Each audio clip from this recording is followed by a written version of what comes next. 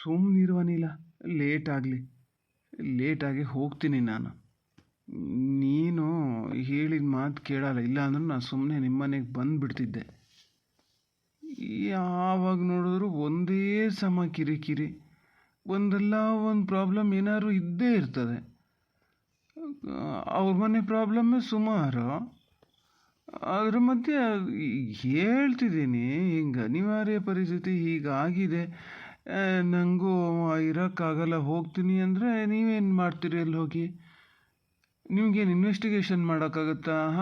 ಹೀಗ 108 ಕ್ವಶನ್ಗಳು.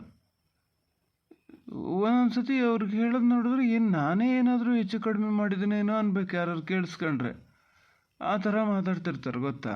ಅದಕ್ಕೆ ನಾನಂತೂ ಬರ್ತಾ ಡಿಸೈಡ್ ಮಾಡ್ತಿದ್ದೀನಿ, ನಂಗೆ ಹೆಂಗೆ ಅನ್ನಿಸ್ತದೋ ಹಾಗೆ ಇದ್ದುಬಿಡೋದು, ಅವ್ರು ಏನಾರು ಮಾಡ್ಕೊಳ್ಳಿ ಅಂತ. ಈ ರಾಕೇಶ, ಇರೋ ಸಮಸ್ಯೆನೇ ಹೆಚ್ಚಾಗ್ಯಾವೆ ಮಾರಯ್ಯ. ಅದ್ರ ಮಧ್ಯೆ ನಿಂದೊಂದು ತಂದಿಟ್ಕೊಂಬೇಡ. ಏನೋ ಹೇಳ್ತಾರೆ, ಈಗ ನಮ್ಮವರು ಅಂದಿದ್ದಕ್ಕೂ ಸ್ವಲ್ಪ ಒತ್ತಾಯ ಮಾಡಿ ಹೇಳ್ತಾರಪ್ಪ, ಬೇಡ ಅದಕ್ಕೆಲ್ಲ ತಲೆ ಹಾಕಕ್ಕೆ ಹೋಗ್ಬೇಡಿ ಅಂತ. ನಾ ಹೇಳತ್ತಾರೆ, ಅವ್ರು ಹೇಳೋದೇ ಸರಿ, ನೀ ಸುಮ್ಮನೆ ಮನೇಲಿ ಇದ್ದುಬಿಡು. ಹೇಳಿದ್ರೆ ಅದಕ್ಕೂ ಬೇಜಾರು ಮಾಡ್ಕೊತೀಯ ಮತ್ತೆ. ಮತ್ತೆ ಬೇಜಾರಾಗ್ತದೆ, ಏನು ಮನೇಲಿ ಇದ್ದುಬಿಡು, 3 ಹೊತ್ತು ಮನೆಯಲ್ಲೇ ಇರಿ ಅಂತಾರೆ, ಹಂಗೆ ಇರೋಕ್ಕಾಗ್ತದ ನನಗೆ? ಬಿಡು ಕತೆ ಬಿಡು. ಈಗ ಏನಾಯ್ತು, ನೀ ಹೋಗಿದ್ದ ರಮ್ಯರ ಮನೆಗೆ?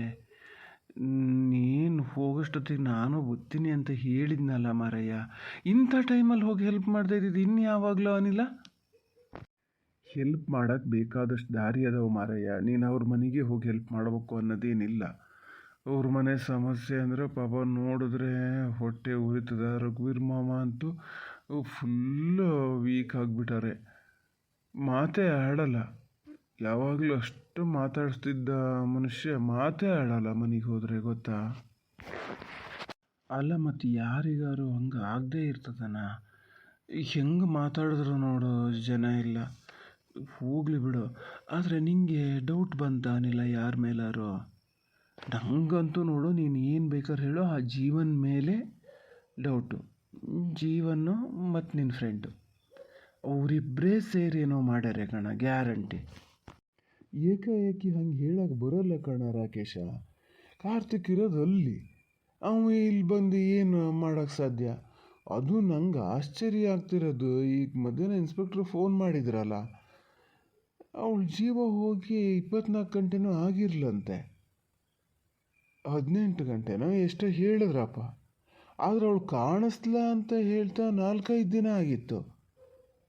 ನಮ್ಗೆ ವಿಷಯ ಗೊತ್ತಾಗಿತ್ತು, ಆದ್ರೆ ನಾವು ಪಬ್ಲಿಕ್ ಮಾಡೋಕ್ಕೆ ಹೋಗಿರಲ್ಲ. ಅದು ಹೆಂಗೆ ಸಾಧ್ಯ ಅದು? ಓ ಹೌದಾ, ನಂಗೆ ಇದು ಗೊತ್ತಿರಲ್ಲ.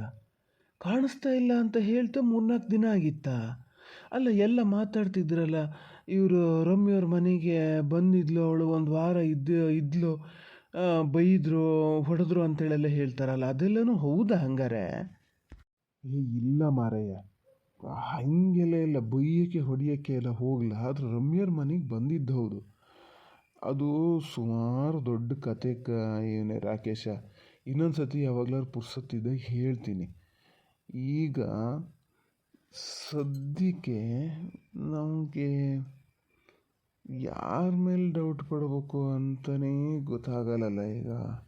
ಅಲ್ಲ, ನಿನ್ನೆ ಪಾಪಣ್ಣಣ್ಣ ಹೇಳಿದ್ರಲ್ಲ, ಇವನು ಚೋಟು ಬಂದು ಹೇಳಿದ ಗೊತ್ತಾಗಿದ್ದು ಅಂತ. ಚೋಟಕ್ಕೆ ಗೊತ್ತಾಗಿದ್ದು ಹೆಂಗೆ? ಅದು ಬೇಕಲ್ಲ, ಅವನಿಗೆ ಹೆಂಗೆ ಗೊತ್ತಾಯ್ತು ಅನಿಲ್ಲ? ಹಿಂಗಿದ ವಿಚಾರ ಊರಲ್ಲಿದ್ದರಿಗೆ ಯಾರಿಗೂ ಗೊತ್ತಾಗಲ್ಲ, ಅವನಿಗೆ ಮಾತ್ರ ಗೊತ್ತಾಗ್ಬಿಡ್ತದ? ನನಗೂ ಅದೇ ಡೌಟ್ ಬಂದಿತ್ತು. ಆದರೆ ಅವನಪ್ಪ ಶೇಖರಣ್ಣ ಕಾರ್ತಿಕ ಭಾಳ ದೋಸ್ತು. ಕಾರ್ತಿಕ್ ಗೊತ್ತಾದ ಕೂಡಲೇ ಅವನು ಇವ್ರಿಗೆ ಫೋನ್ ಮಾಡಿದಂದ್ರೆ ಒಳ್ಳೇದಕ್ಕಾಗಿ ಮಾಡಿದ್ದೇನಲ್ಲ, ಏನಾದ್ರು ಪಿತೂರಿ ಮಾಡೋಣ ಅಂತಲೇ ಮಾಡಿದ್ದು. ಅದು ಯಾವುದೇವ್ರ ಬುದ್ಧಿ ಕೊಡ್ತೋ ಏನೋ, ಶೇಖರಣ್ಣ ಪಿತೂರಿ ಮಾಡಲ ಹಿಂಗೆ ಇದು ಮಾಡ್ಯಾರೆ ಅಷ್ಟೇ. ನಂಗೆ ಅದಾರು ಏನು ಅನ್ಸಲ್ಲ. ಯೋಚನೆ ಮಾಡ್ಬೇಕಾದ ದಾರಿಲಿ ನೀನು ಯೋಚನೆ ಮಾಡ್ತಿಲ್ಲ ಅಷ್ಟೇ. ಊರಲ್ಲಿ ಯಾರಿಗೂ ಗೊತ್ತಾಗದೆ ಇರ್ಬೇಕಾದ್ರೆ ಅವ್ರಿಗೆ ಗೊತ್ತಾಗಿದೆ, ಅದು ಅಷ್ಟು ನೀಟಾಗಿ ರೆಡಿಯಾಗಿ ಬರ್ತಾರೆ ಅಂದರೆ ಯಾರು ಏನೇ ಹೇಳಿದ್ರು ಚೋಟು ಇದರಲ್ಲೆಲ್ಲ ಭಾಗಿಯಾಗಲ್ಲ. ಹಿಂಗೇನಾದ್ರು ಮೋಸ ಮಾಡೋದು ಗಿಡೋದು ಆಗಿದ್ರೆ ಅವ್ನು ಖಂಡಿತ ಇದಾಗ್ತಿರಲ್ಲ. ಅವನೇ ಬಂದು ಹೇಳೇನೆ. ಆದರೆ ನೀ ಹೇಳ್ದಂಗೆ ಒಂದು ಇದರಲ್ಲಿ ಯೋಚನೆ ಮಾಡ್ಬೇಕಾಗ್ತದೆ. ಎಷ್ಟು ಬೇಗ ಅವ್ರಿಗೆ ಗೊತ್ತಾಗಿದ್ದು ಹೆಂಗೆ, ಕಾರ್ತಿಕ್ಗಾರು ಗೊತ್ತಾಗಿದ್ದು ಹೆಂಗೆ. ಪೊಲೀಸಿಗೆ ಆ ಕಂಪ್ಲೇಂಟ್ ಕೊಡ್ಲಾ ಅನ್ನೋದು ನಿನ್ನೆನೇ ವಿಚಾರ ಪ್ರಸ್ತಾಪ ಮಾಡ್ಯಾರಲ್ಲಿ.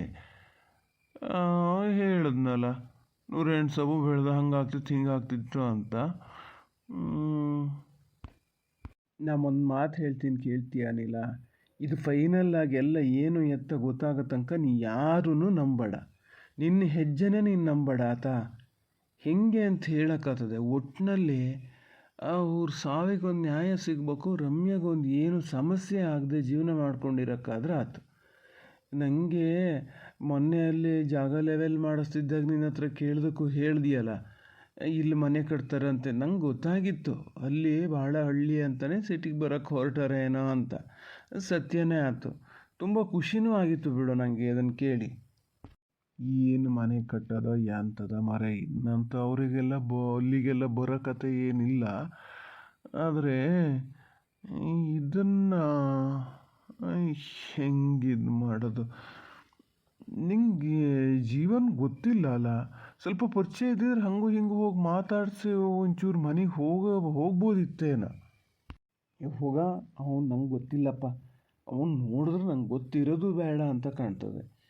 ನಾನಂತೂ ಎಷ್ಟು ಸರಿ ಅನ್ಸೋದು ಮನಸ್ಸಲ್ಲಿ, ಆ ಪೊಲೀಸ್ ಯಾಕೆ ಒದ್ದು ಒಳಗೆ ಹಾಕಬಾರ್ದು ಇವನ್ನ ಅಂತ. ಅವರೇ ಏನೋ ಇದು ಮಾಡೋ, ಆದರೂ ತುಂಬ ಭೀಕರ ಮಾರಾಯ. ನಂಗೆ ಅದನ್ನು ಈಗ ನೆನೆಸ್ಕೊಂಡ್ರು ನೀ ಹೇಳ್ತೀಯ. ಮತ್ತು ನೋಡು, ನಮ್ಮನೆ ಸಮಸ್ಯೆನೂ ಇದೆ ಅಂತ ಪೂರ್ವಿತ ಹೇಳೋದು ಅವ್ರು ಬರ್ತಿದ್ರಂತೆ. ಅವ್ರಿಗೆ ಆ ಥರ ಎಲ್ಲ ನೋಡಿದ್ರೆ ಏನು ಭಯ ಆಗಲ್ಲಂತೆ. ನಾನು ಬರ್ತಿದ್ದೆ, ನನ್ನ ಯಾಕೆ ಕರ್ಕೊಂಡು ಹೋಗ್ಲ? ನಂಗಾರು ಏನು ಗೊತ್ತಿತ್ತು? ಮಧ್ಯದಲ್ಲಿ ಗೊತ್ತಾಗಿದ್ದಕ್ಕೆ ನಾನು ಹೋಗಿದ್ಬಿಟ್ರೆ ನನಗೂ ಏನು ಫಸ್ಟ್ ಏನು ಗೊತ್ತಿರಲ್ಲ. ಅದು ಅಲ್ಲದೆ ಲೇಡೀಸ್ ಅದನ್ನು ನೋಡ್ಬೇಕಂತೆ. ಹೌದಾ, ನಾ ಕರ್ಕೊಂಬರ್ಬೇಕಿತ್ತ ಹೇಳಿ? ಬಿಡ ಮಾರೇ ರಾಕೇಶ, ಯಾವೊಂದು ವಿಚಾರ ತಗೊಂಡ್ರು ನಿಮ್ಮನೆ ವಿಚಾರಕ್ಕೆ ಬರ್ತೀಯ. ಒಂದು ಹೇಳ, ಗಂಡ ಹೆಂಡತಿ ಬಂದಮೇಲೆ ಒಂದು ಮಾತು ಬರ್ತದೆ ಹೋಗ್ತದೆ ಕಣ. ಅದನ್ನು ಹಾಗೆ ಬೇರೆಯವ್ರ ಹತ್ರ ಬಟ್ಟಿ ಇಳಿಸಿ ಹೇಳ್ಕೊಡೋದಲ್ಲ. ಆದರೂ ನೀನೇ ನಿಭಾಯಿಸ್ಬೇಕು, ಇಲ್ಲಾಂದ್ರೆ ಸುಮ್ಮನೆನಾರು ಇರಬೇಕು.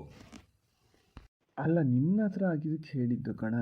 ನಾ ಬೇರೆಯವ್ರ ಹತ್ರ ಎಲ್ಲ ಎಂತಕ್ಕೆ ಹೇಳ್ತಿದ್ದೆ ಹೇಳೋದೇ ಇಲ್ಲ. ಮನೆ ವಿಚಾರ ಯಾರ ಹತ್ರನೂ ಮಾತಾಡಲ್ಲ. ಒಬ್ಬರ ಹತ್ರನೂ ಹೇಳ್ಕೊಂಡೇ ಇದ್ರೆ ಮತ್ತೊಂಥರ ಅನ್ನಿಸ್ತದೆ ಕಣ. ಅದಕ್ಕೆ ನಾನು ನಿನ್ನ ಹತ್ರ ಹೇಳ್ಕೊತಿದ್ದು.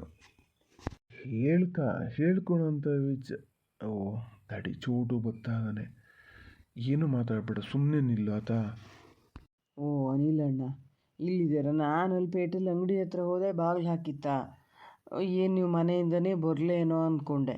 ನಿನ್ನೆ ಎಷ್ಟು ಫೋನಿಗೆ ಟ್ರೈ ಮಾಡಿದೆ ಗೊತ್ತಾ ಅನಿಲಣ್ಣ ನಿಮಗೆ? ಬರೀ ಸ್ವಿಚ್ ಆಫು. ಇಲ್ಲ, ನಾನು ಮೊಬೈಲ್ ಸ್ವಿಚ್ ಆಫ್ ಎಲ್ಲ ಏನು ಮಾಡಲ್ಲ. ನೆಟ್ವರ್ಕ್ ಇಲ್ದಿದ್ದಾಗಲೂ ಒಂದು ಸತಿ ಹಾಗೆ ಇದಾಗ್ತದೆ. ಆದರೆ ನಾನು ಈಗ ನಿನ್ನ ಹತ್ರನೇ ಮಾತಾಡಬೇಕು ಅಂತಲೇ ಇದ್ದೆ ಕಣ ಚೋಟು. ನಿನ್ನೆ ಹಂಗಾರೆ ಊರಿಗೆಲ್ಲ ಗೊತ್ತಾಗ್ಬೇಕಾರೆ ಮುಂಚೆ ನಿಂಗೆ ಹೆಂಗೆ ಗೊತ್ತಾಗಿದ್ದದು?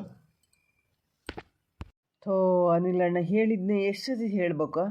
ಆ ಕಾರ್ತಿಕಣ್ಣ ಅಪ್ಪಗೆ ಫೋನ್ ಮಾಡಿದ್ರು ಹಂಗಾಗಿ ಗೊತ್ತಿತ್ತು ಅಂತ ಹೇಳ್ತಿದ್ದೀನಿ, ಮತ್ತು ಅದನ್ನೇ ಕೇಳ್ತೀರಪ್ಪ.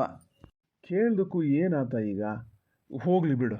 ಈಗೇನು ನನ್ನ ಹತ್ರನೇ ಮಾತಾಡಬೇಕು ಅಂತ ಬಂದೆ ಅಂದಲ್ಲ, ಏನು ಮಾತಾಡಬೇಕಿತ್ತು? ನಾ ಹೇಳೋದು ಹೇಳ್ತೀನಿ, ಮತ್ತೆ ನನ್ನ ಮೇಲೆ ಡೌಟ್ ಪಡಂಗಿಲ್ಲ ನೋಡಿ. ಅಪ್ಪ ಏನು ಹೇಳಿದ್ರು ಗೊತ್ತಾ? ಅವ್ರ ಪ್ಲ್ಯಾನು ಅಂದರೆ ಇವ್ರು ಒಂದು ಸರಿ ಬೈಯೋ ತನಕ ಅವ್ರೇನು ಹೇಳಲಂತೆ. ಬೈದ ಮೇಲೆ ಏನು ಹೇಳಲಂತೆ. ಬೈಯೋದ್ರೊಳಗೆ ಹೇಳಿದು ಕೆಲವೊಂದು ಸಾಕ್ಷಿನ ತಂದು ಅಲ್ಲೇ ಎಲ್ಲ ಮನೆ ಹತ್ರ ಹಿಡಿಯೋದೆಲ್ಲ ಅದಾರಂತವ್ರು. ಇನ್ನು ಮೇಲಾರುವ ಅದನ್ನೇ ಅಪ್ಪನ ಹತ್ರ ಹೇಳಿದ್ದಂತೆ, ಹಿಂಗೆ ಮಾಡಬೇಕು ಅಂತ. ನಾನು ಹೋಗಲ್ಲ ಅಂದ್ರೆ ಆಮೇಲೆ ಹೇಳ ಸುಮ್ಮನೆ ಆದ್ರಂತೆ. ಅಂದ್ರೆ ಒಟ್ಟಿನಲ್ಲಿ ಹೆಂಗಾರು ಮಾಡಿ ಸಿಕ್ಸ್ ಹಾಕಬೇಕು ಅಂತ. ಇನ್ನು ಮೇಲಾರು ಅವರು ಅದೇ ಥರ ಮಾಡ್ತಿರ್ತಾರೆ, ಸ್ವಲ್ಪ ಜಾಗ್ರತೆ ಇರೋಕ್ಕೆ ಹೇಳು ಅಂತ ಅಪ್ಪ ಇವತ್ತು ಹೇಳಿದ್ದು ಗೊತ್ತಾ? ಹೌದನ? ಎಂಥ ಸಾಕ್ಷಿ ಅಂತ ಏನಾರು ಹೇಳಿದ್ರ? ಇಲ್ಲ, ಅದು ಎಂತ ಗೊತ್ತಿಲ್ಲ ಇವರಿಗೆ. ಇವ್ರ ಹತ್ರ ಆಮೇಲೆ ಏನು ಹೇಳಂತೆ. ಈಗ ನಾನೇ ಹೇಳಿದೆ, ನೋಡೋಣ ಫೋನ್ ಮಾಡಿ ಏನಾರು ಹೇಳ್ಬೋದೇನೋ, ನೀವೇ ವಿಚಾರಿಸ್ದಂಗೆ ಮಾಡಿ ಅಂತ. ಅಲರ್ಟ್ ಆಗಿಬಿಟ್ಟವ್ರೀಗ.